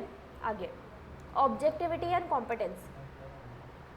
The external auditor exercises professional judgment in determining whether the work of internal audit function can be used for the purpose of the audit and nature and extent to which work of internal audit function can be used in the circumstances. यहाँ पर हम क्या बोल रहे हैं कि external auditor के ना टोटली ये जजमेंट पर डिपेंड करता है. मतलब कहीं भी ऐसा किसी भी स्टैंडर्ड में स्पेसिफाई नहीं है, लेकिन एक्सटर्नल ऑडिटर इसमें अपनी प्रोफेशनल जजमेंट लगाता है कि weather the work of internal audit function can be use for the purpose of the audit. ठीक है. और फिर उसका क्या नेचर और कितना एक्सटेंट रहेगा अगर हम यूज़ करते हैं तो. To the extent to which the internal audit functions organisational structure and relevant policies and procedure support the objectivity of internal auditors and the level of competence of the function are particularly important in determining whether to use, and if so the nature and extent of the use of the work of function that is appropriate in the circumstances.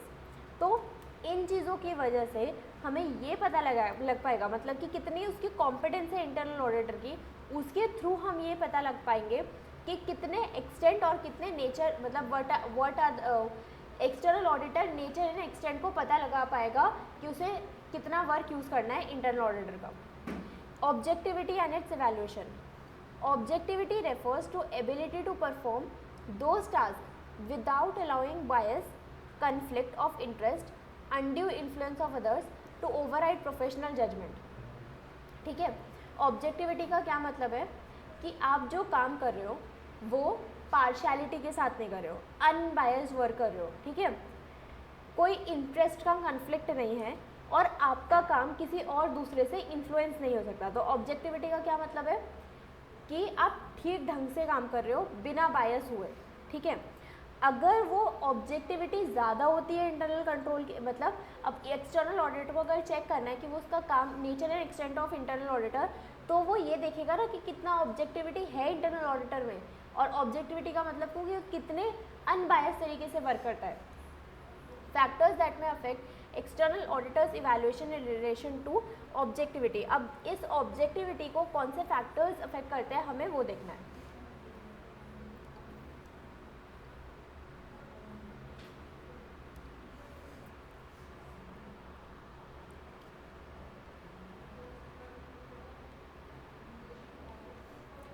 whether the organizational status of the internal audit function, क्या हुआ, अच्छा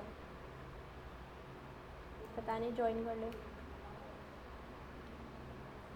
whether the organizational status of internal audit function including the function's authority and accountability suppose the ability of the function to be free from bias, conflict of interest, undue influence of others to override the professional judgment. For example, whether the internal audit function reports to those charged with governance or an officer with appropriate authority, or if the function reports management, whether it has direct access to those charged with governance. अगर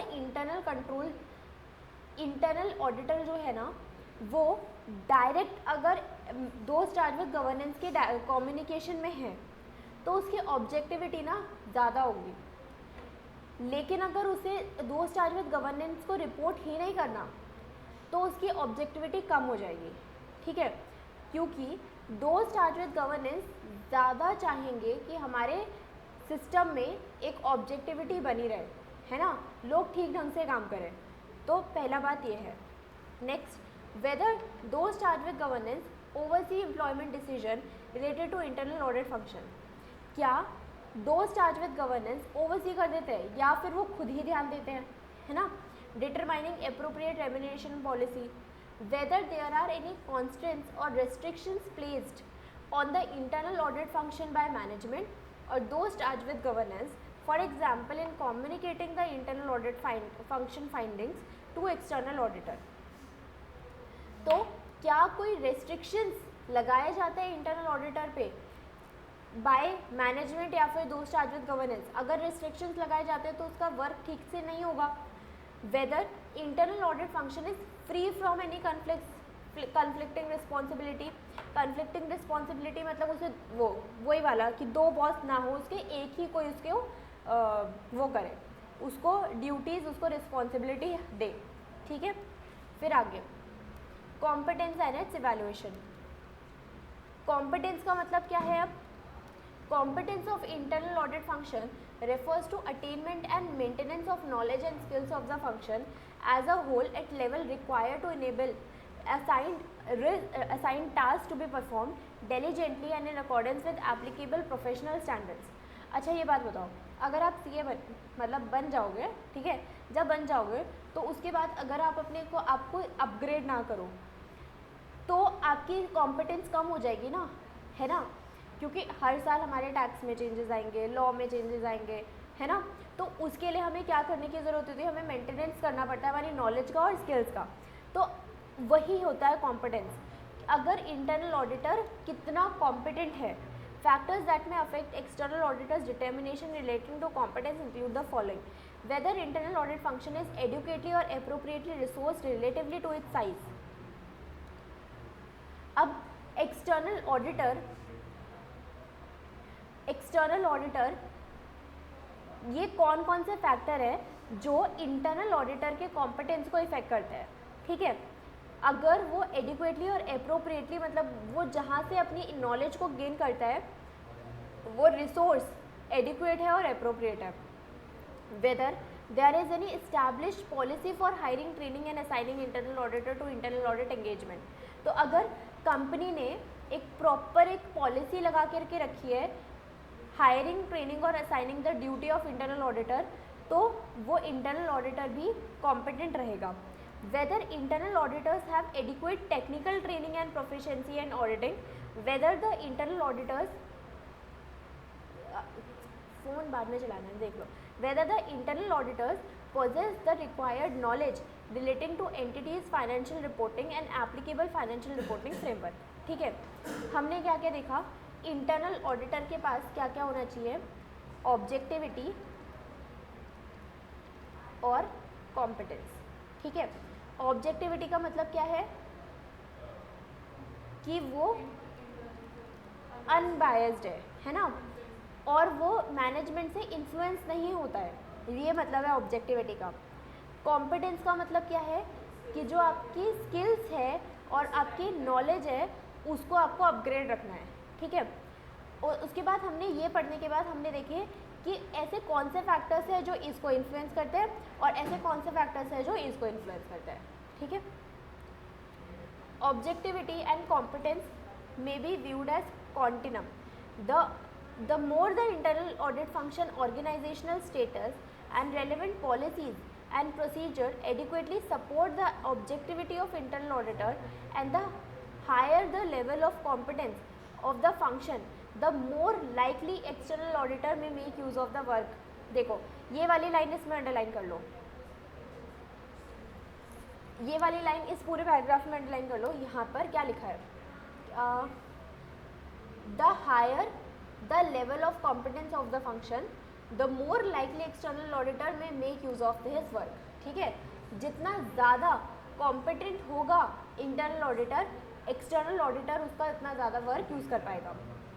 However, an organizational status and relevant policies and procedure that provide strong support for objectivity of the internal auditors cannot compensate for the lack of sufficient competence of the internal audit function.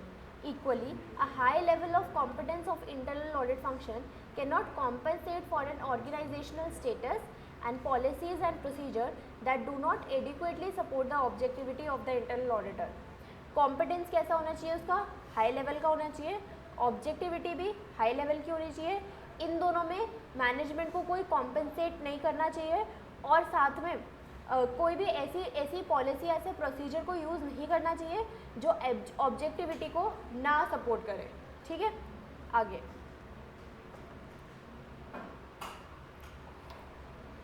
Application of systematic and disciplined approach.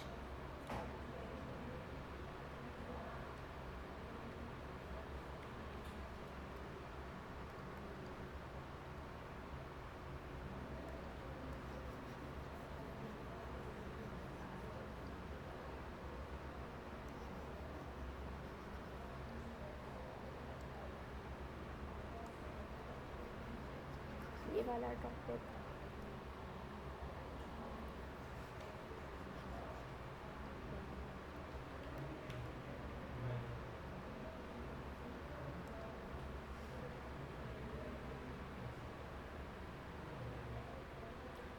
application of a systematic and disciplined approach. The application of systematic and disciplined approach to planning, performing, supervising, reviewing and documenting its activities, distinguishing the activities of internal audit function from other monitoring control activities that may be performed within the entity. Factors that may affect external auditor's determination of whether the internal audit function apply to systematic and disciplined approach include the following. तो अब जैसे कि हमने competence और objectivity के लिए factors पढ़े थे, वैसे ही अब ये फैक्टर्स किसके लिए है? कितने सिस्टमैटिक और डिसिप्लिन के साथ इंटरनल ऑडिटर वर्क कर रहा है उसके लिए. The existence of adequacy and use of documented internal audit procedure and guidance covering the area of risk assessment, work program, documentation and reporting, the nature and extent to which commensurate with the size and circumstances of the entity. तो अगर internal auditor proper तरीके से document करता है, systematic तरीके से work करता है, तो उस पर रिलायबिलिटी ज़्यादा रहेगी. Whether the internal audit function appropriate quality control policies and procedure.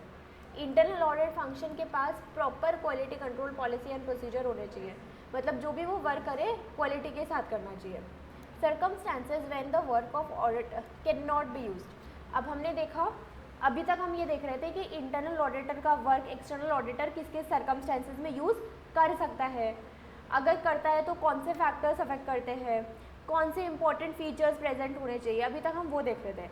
अब हमें वो सिचुएशन देखनी है जहाँ पर हम इंटरनल ऑडिट फंक्शन को यूज़ नहीं कर सकते. ठीक है. एक्सटर्नल ऑडिटर शिल not use the work of internal audit function if the external auditor determines that functions, organizational status and relevant or policy and procedure do not adequately support objectivity of internal auditor. मतलब ऐसे काम के लिए हम use नहीं कर सकते हैं जहाँ पर ऑब्जेक्टिविटी ही सपोर्ट नहीं करती है, जहाँ पर हो सकता है कि उसने बायस तरीके से वर्क किया हो. ऐसे काम को हम कभी भी यूज़ नहीं करेंगे. फंक्शन लैक सफिशिएंट कॉम्पिटेंस या फिर कॉम्पिटेंट नहीं है इंटरनल ऑडिटर, तो ऑडिटर कभी भी उसके काम को यूज़ नहीं करेगा, या फिर does not apply systematic approach. तो आपको क्या करना है, देखो 2 क्वेश्चन है और दोनों के आंसर सेम है, ठीक है। पहला क्वेश्चन, कब हम उसका काम यूज़ कर सकते हैं, तो कब कर सकते हैं, जब वो ऑब्जेक्टिविटी के साथ वर्क कर रहा है, जब वो कॉम्पिटेंट है और जब सिस्टमैटिक एंड डिसिप्लिन अप्रोच है। कब नहीं कर सकते, जब ये तीनों चीज़ें एब्सेंट है, जब ये तीनों चीज़ें नहीं हैं, तब एक्सटर्नल ऑडिटर इंटरनल ऑडिटर का वर्क यूज़ नहीं कर सकता, ठीक है। और 3 पॉइंट क्या है, ऑब्जेक्टिविटी, कॉम्पिटेंस और systematic and discipline approach. Clear हो गया पूरा, आगे।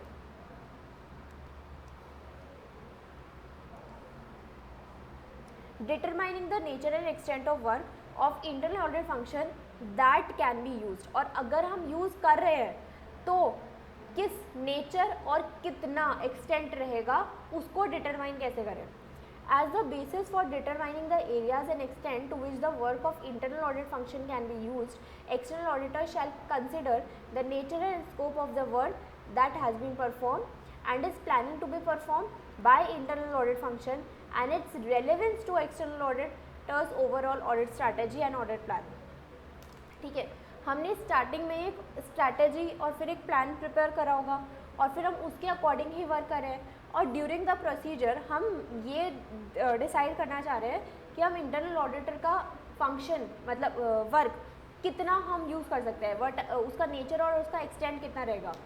तो हम ये देखेंगे कि जो फंक्शन हम परफॉर्म कर रहे हैं, जो ऑडिट प्रोसीजर हम परफॉर्म कर रहे हैं, उसका क्या नेचर एंड स्कोप है, उसके अकॉर्डिंग हम इंटरनल ऑडिटर का नेचर एंड एक्सटेंट को डिसाइड करेंगे। In other words, once the external auditor has determined the work of the internal audit function can be use for the purpose of audit, first consideration is whether plan nature scope of the work of internal audit function that has been perform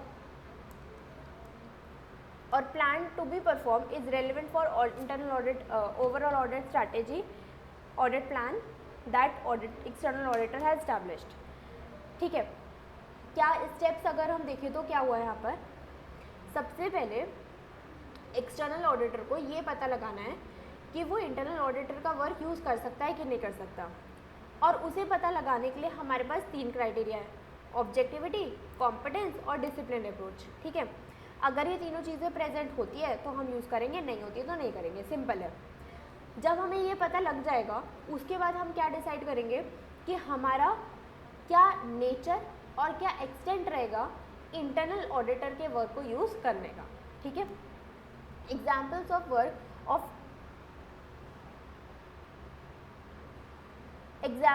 work of internal audit function that can be used by external auditor include the following: testing of operating effectiveness of controls, substantive procedures involving limited judgment। क्या क्या हो गया, effectiveness of control जो हम procedure judgement पर depend करता है, observation of inventory counting, tracing transactions, testing of compliance with record. तो मतलब इन सब जगह पर हम क्या कर सकते हैं, यूज़ कर सकते हैं, उसका किया हुआ काम हम लोग यूज़ कर सकते हैं। फिर आगे circumstances in which the external auditor shall plan to use less of the work of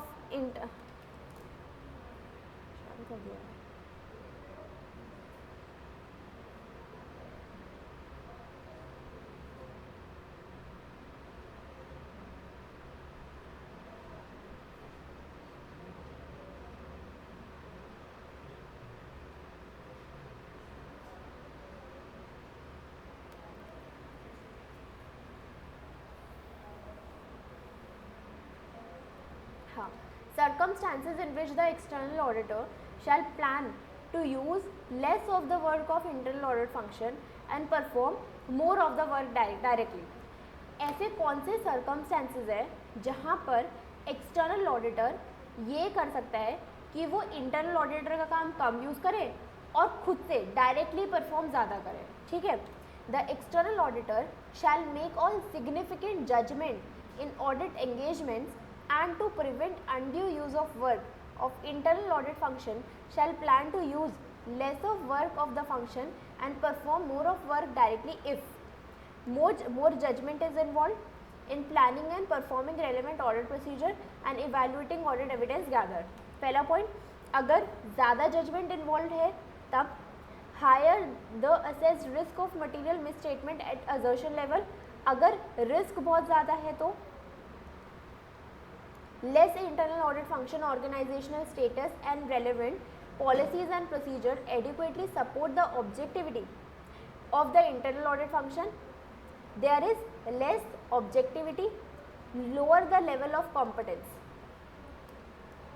अब क्या लिखा है यहाँ पर, ऐसे कौन से सर्कमस्टेंसेज है जहाँ पर हम इंटरनल ऑडिटर का वर्क कम यूज़ करेंगे, खुद से काम ज़्यादा करेंगे. तो हमारे पास 4 पॉइंट्स है. पहला पॉइंट, जहाँ पर हमें ज़्यादा जजमेंट लगाना होगा एक्सटर्नल ऑडिटर को, जहाँ पर रिस्क ज़्यादा होगा, जहाँ पर ऑब्जेक्टिविटी कम होगी और जहाँ पर कॉम्पिटेंस कम होगा. ठीक है, सिंपल सा ईजी है. मोर जजमेंट,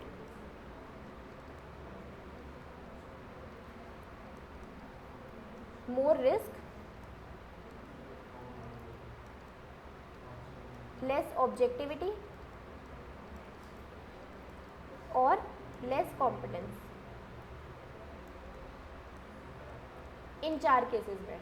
ठीक है, इसको या तो इतना बस अंडरलाइन कर लोगे तो 4 पॉइंट्स हो जाएंगे. वैसे ही आगे, using the work of internal audit function. If external audit plan to use the work of internal audit function, the external auditor शैल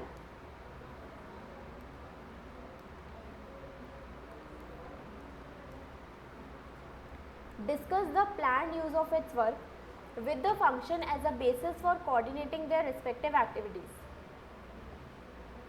हमारा टॉपिक है कि अगर एक्सटर्नल ऑडिटर प्लान करता है to use the work of internal auditor, तो external auditor क्या करेगा, external auditor shall discuss the plan use of its work.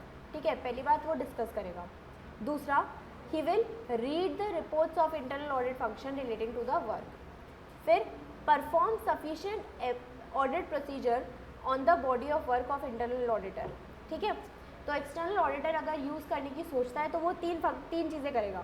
पहली चीज़, डिस्कस करेगा, रिपोर्ट्स को रीड करेगा और परफॉर्म करेगा sufficient audit procedure.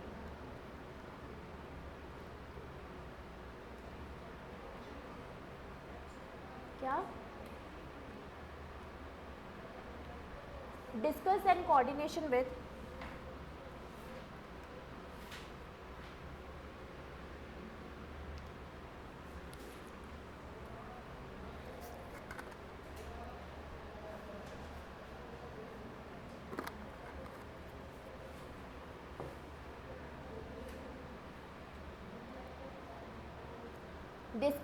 Discussion and coordination with internal audit function. देखो, हमारा पहला स्टेप क्या था कि अगर हम उसका काम यूज़ कर रहे हैं, हमारा फर्स्ट स्टेप क्या है, डिस्कशन करना. ठीक है, discussion and coordination with internal audit function. In discussing the plan use of their work with the internal audit function as a basis for coordinating respective activities, it may be useful to address the following.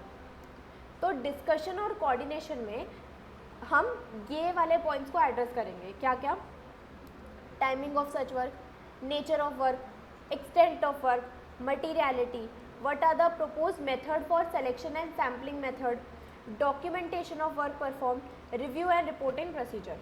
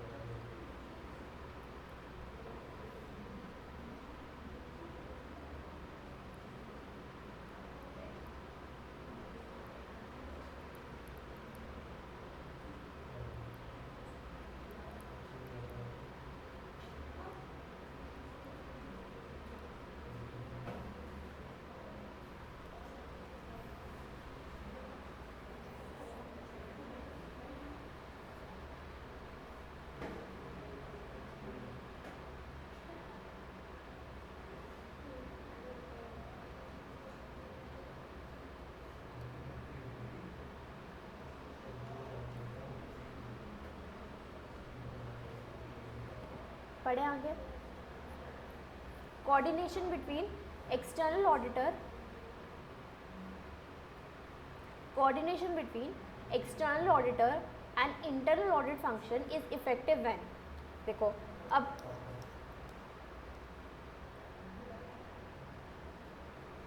Discuss करना था और फिर हमें क्या करना था, coordinate करना था। तो डिस्कशन के पॉइंट्स ये सारे हैं कि हम डिस्कस करेंगे क्या टाइमिंग है, क्या नेचर है, क्या एक्सटेंट है, क्या मटीरियलिटी है, कौन से मेथड्स है, कैसे डॉक्यूमेंटेशन और रिव्यू, ये सब। ठीक है, देखो इजी है ये वाले पॉइंट्स याद करना, ये तो आपको पता ही है, एनटीई, नेचर, टाइमिंग, एक्सटेंट। ठीक है, फिर मटीरियलिटी, वही टॉपिक्स है जो अभी तक हम पढ़ते आ रहे हैं। फिर सैम्पल बेसिस के मेथड क्या है, डॉक्यूमेंटेशन, रिव्यू। ठीक, फिर उसके बाद coordination between external auditor and internal audit function is effective when, for example, discussions take place at appropriate intervals throughout the period. Coordination हम कब कर सकते हैं, जब हम डिस्कशन करें एक अप्रोप्रिएट टाइम पीरियड पे, हम टाइम टू टाइम डिस्कशन करते रहें। The external auditor informs internal audit function of significant matters that may affect the function.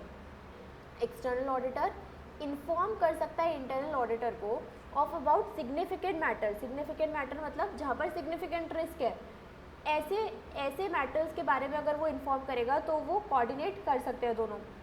External auditor is advised of and has access to relevant reports of internal audit function।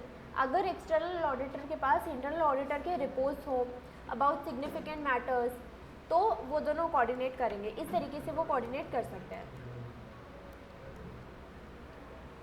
Determining whether in which areas and to what extent internal auditor can be used to provide direct assistance। अभी हमारा इसमें पहला topic खत्म हुआ।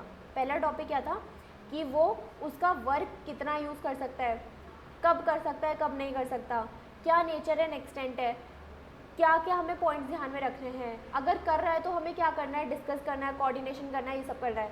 ठीक है, अब क्या है सेकंड पॉइंट, जब इंटरनल ऑडिटर को एक्सटर्नल ऑडिटर डायरेक्ट असिस्टेंस देता है। डायरेक्ट असिस्टेंस मतलब कि इंटरनल ऑडिटर को बोलता है ऑडिट प्रोसीजर को परफॉर्म करने के लिए। क्या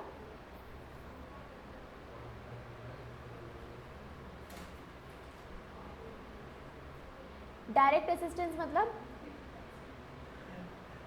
इंटरनल ऑडिटर को एक्सटर्नल ऑडिटर ने बोला कोई ऑडिट प्रोसीजर को परफॉर्म करने के लिए, और वो उसको डायरेक्ट कर रहा है, सुपरवाइज कर रहा है और रिव्यू दे रहा है।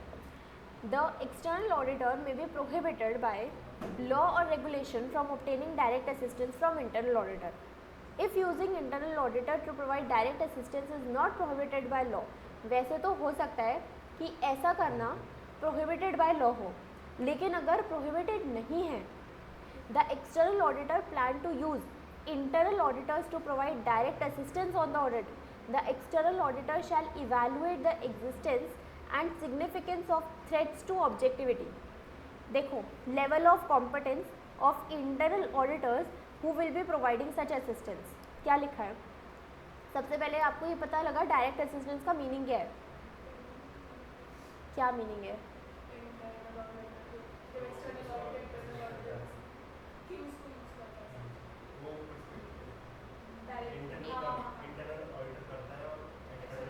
उसे गाइड करता है, असिस्ट करता है, उसको सुपरवाइज करता है। ठीक है, अब पहला पॉइंट इसमें ये था कि पहली बात ये प्रोहिबिट हो सकता है। प्रोहिबिट क्यों हो सकता है, क्योंकि यहाँ पर इंडिपेंडेंसी हो सकता है कम हो जाए, है ना।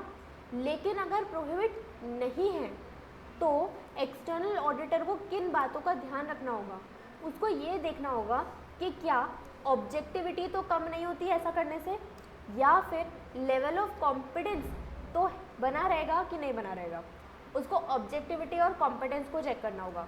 The external auditor's evaluation of existence and significance of threats to internal auditors objectivity shall include inquiry of internal auditors regarding interest and relationships that may create to their objectivity। तो अगर ऐसा कोई पॉइंट है जो threat to objectivity पहुंचाता है तो internal auditors के साथ उसको एक्सटर्नल ऑडिटर को इंक्वायरी कर लेनी चाहिए। External auditor shall not use an internal auditor to provide direct assistance if there are significant threats to objectivity, lack sufficient competence. देखो ये जो देखो क्या कर रहे हो, सिंपल आप ये पूरा पैराग्राफ अगर ना भी पढ़ो, सिंपल ये पढ़ लो, सेम बात लिखी है, ठीक है। क्या बोला मैंने, चल जाएगा। क्यों ऐसा, क्योंकि एक जगह पे बस उसको पॉजिटिव बना कर लिखा हुआ है, एक जगह पे उसी बात को नेगेटिव बना करके लिखा हुआ है, ठीक है। और पॉइंट है क्या कि अगर डायरेक्ट असिस्टेंस प्रोवाइड कर रहे हैं तो हमें ध्यान देना होगा ऑब्जेक्टिविटी पे और कॉम्पिटेंस पे, ठीक है। The external auditor shall not use internal auditors to provide direct assistance to provide procedures that involve making significant judgments in the audit। अब देखो दूसरा पॉइंट क्या है कि एक्सटर्नल ऑडिटर को इंटरनल ऑडिटर को डायरेक्ट असिस्टेंस नहीं देनी चाहिए कभी भी। ऐसा कब, जब सिग्निफिकेंट जजमेंट इन्वॉल्व हो, दूसरा ज़्यादा रिस्क इन्वॉल्व हो, या फिर relate to the work in which internal auditor have been involved।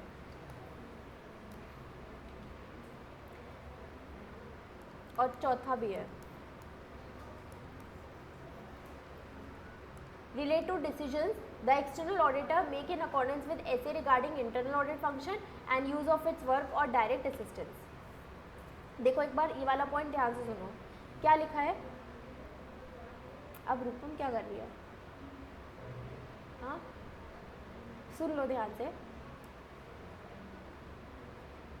Internal auditor को डायरेक्ट असिस्टेंस कब नहीं देनी चाहिए बिल्कुल भी, ठीक है।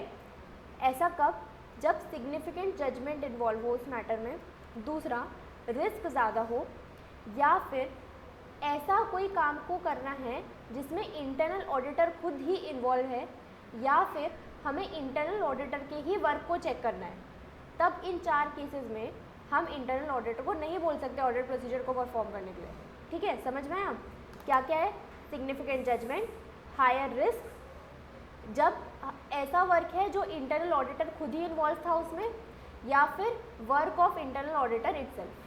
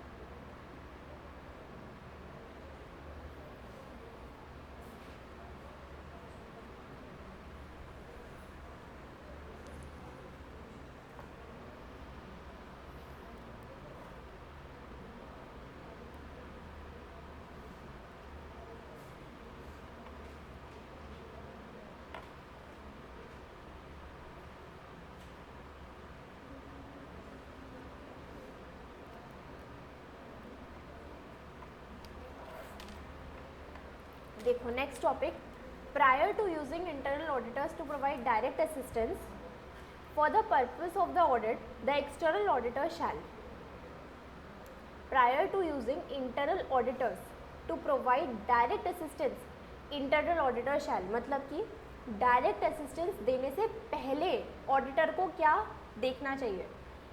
External auditor shell obtain written agreement from authorized representative of entity that internal auditor will be allowed to follow external auditor's instructions and the entity will not intervene in the work of internal auditor perform for external auditor।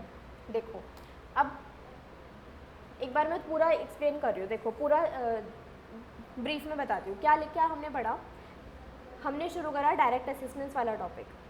सबसे पहला point उसमें ये था कि वैसे तो ये restricted हो सकता है एज पर लॉ, लेकिन अगर रेस्ट्रिक्टेड या प्रोहिबिटेड नहीं है तो हम इसको कर सकते हैं, डायरेक्ट असिस्टेंस से वर्क कर सकते हैं, ठीक है।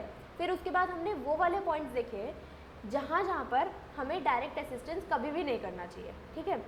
फिर उसके बाद अगर हम कर रहे हैं तो उस काम को करने से पहले एक्सटर्नल ऑडिटर को क्या काम कर लेना चाहिए, ठीक है, क्या वो एक रिटन एग्रीमेंट साइन कर लेगा विद द एंटिटी कि इंटरनल ऑडिटर अलाउड है एक्सटर्नल ऑडिटर के इंस्ट्रक्शंस को फॉलो करने के लिए, ठीक है, और एंटिटी उसके काम में इंटरवीन नहीं करेगी and obtain written agreement from internal auditor that they will keep confidential specific matter as instructed by external auditor and inform external auditor of any threat to their objectivity। तो यहाँ पर हमें दो एग्रीमेंट्स पहले कर लेने चाहिए डायरेक्ट असिस्टेंट से पहले, एक एग्रीमेंट एंटिटी के साथ, दूसरा एग्रीमेंट इंटरनल ऑडिटर के साथ। एंटिटी के साथ हम ये एग्रीमेंट कर रहे हैं कि हम उसके साथ वर्क कर सकते हैं और आप लोग इंटरवीन नहीं करोगे, और इंटरनल ऑडिटर के साथ हम ये रिटन एग्रीमेंट कर रहे हैं कि जो भी वर्क है वो कॉन्फिडेंशियल रहेगा, इंटरनल ऑडिटर एंटिटी को नहीं बताएगा और ऑब्जेक्टिविटी को मेंटेन करते हुए काम करेगा, ठीक है। आगे basics for internal financial control and reporting requirements.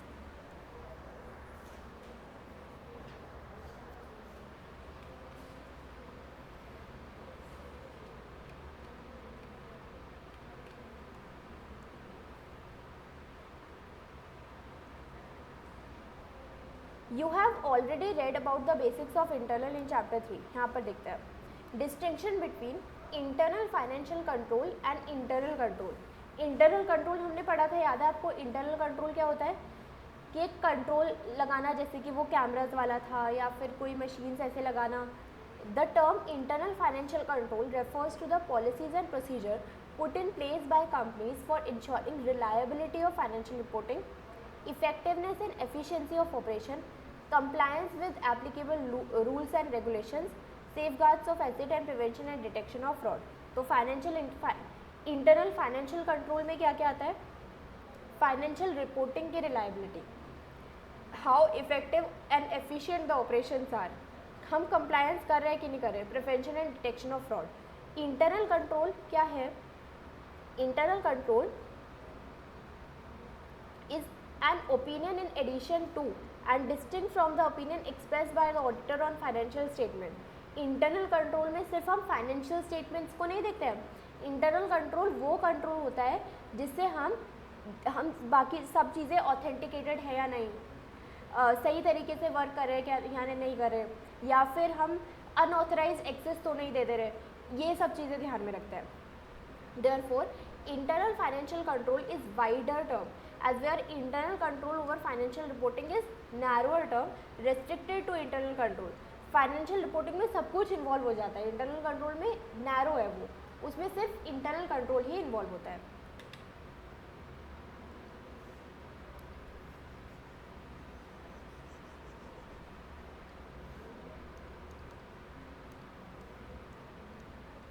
Audit sampling शुरू कर देते हैं, 15 मिनट का और पढ़ लेते हैं। Audit sampling and audit procedure. No conscious effort in human society is divested of economic considerations, and auditing is no exception. There is a growing realization that traditional approach of audit is economically wasteful because all the efforts are directed to check all transactions without any exception. This is invariably leads to more emphasis on routine checking, and often which is not necessary with a view of time and cost involved। ठीक है, तो पहले क्या था,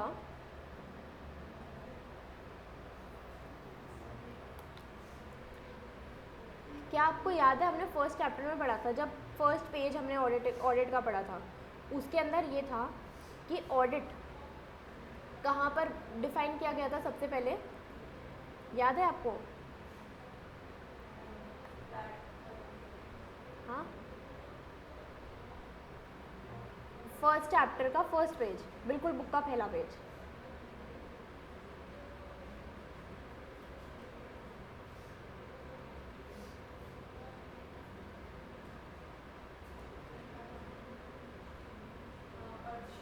अर्थशास्त्र में, ठीक है।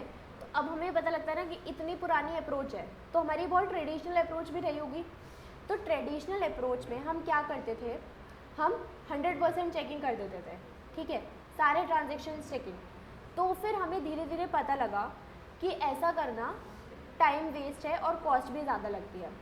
तो फिर उसके बाद हम अब किस चीज़ पर शिफ्ट हो गए, सैम्पलिंग मेथड पर शिफ्ट हो गए कि इसके थ्रू हम ठीक से चेक भी कर लेंगे और हमारी कॉस्ट भी कम लगेगी। With the shift in favour of formal internal controls in the management of affairs of the organization, the possibility of routine checking and frauds have greatly diminished. The internal controls are designed by the management are for the purpose of prevention, detection and correction of fraud and error. Thus, the auditor finds extensive routine checking as nothing more than ritual because it seldom reveals anything material. Now, the approach of audit and the extent of checking has undergone a progressive change in favor of modern attention towards the question of principle and control with curtailment of non-consequential routine checking. अब audit routine checking नहीं है, ठीक है, हम auditor appoint करते हैं, वो particular time पे काम करता है और ऑडिट खत्म हो जाता है ना, फिर हम नेक्स्ट फाइनेंशियल ईयर के लिए करते हैं। तो मतलब कि वो वाली चेकिंग नहीं है कि हम 100% डेटा को चेक कर रहे हैं और डेली का चेक, डेली हम हर ट्रांजेक्शन को चेक कर रहे हैं। ऑडिट क्या है, अब ऑडिट में क्या है, सैम्पलिंग मेथड के बेसिस पर हम वो चेक करते हैं, ठीक है। आगे ऑडिट सैम्पलिंग है ऐसे 530। Meaning, approaches of audit sampling, sample design, size and selection of items of testing, performing audit procedure, nature and cause of deviation and misstatement, projecting misstatements, evaluating results of audit sampling, ये सब हम इसमें पढ़ेंगे।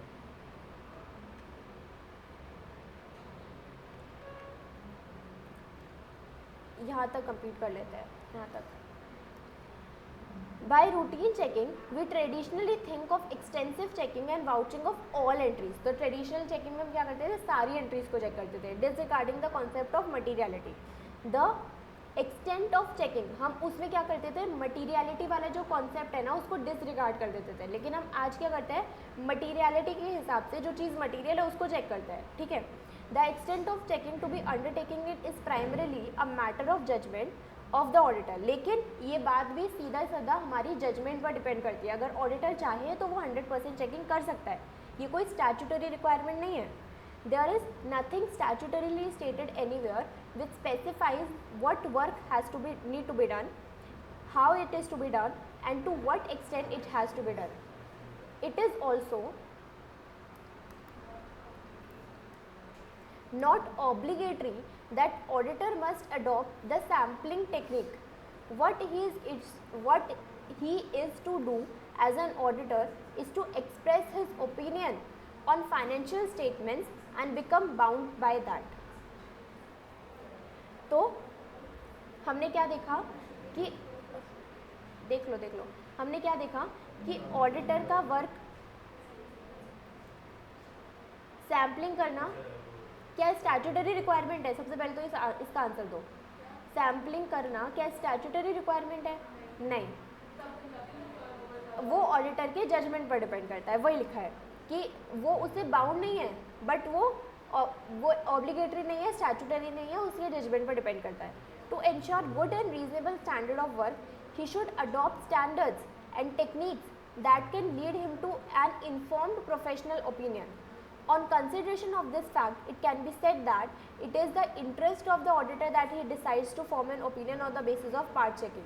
ठीक है, ये auditor के उस पर है, जजमेंट पर है कि वो डिसाइड करेगा कि उसको पार्ट चेकिंग करनी है, मतलब कि सैम्पलिंग मेथड पे करना है।